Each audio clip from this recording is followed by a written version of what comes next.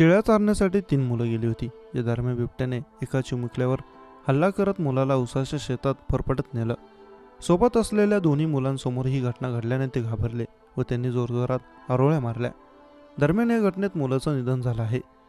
आंबापूर राणीपूर रस्त्यावर रोहित गंगाराम मोरे हा आपल्या मावशीसोबत शेतातच झोपडीत राहत होता.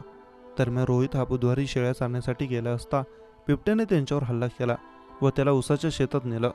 सोबतच्या 2 मुलांनी आरडाओरड केल्यानंतर घटनेची माहिती ग्रामस्थांना समजली. घटनास्थळी राणीपूर इस्लामपूर लक्कडकोट येथील ग्रामस्थांनी धारदार शस्त्र हातात घेऊन शोध सुरू केला. त्यानंतर पोलीस व वन विभागाला याची माहिती देण्यात आली.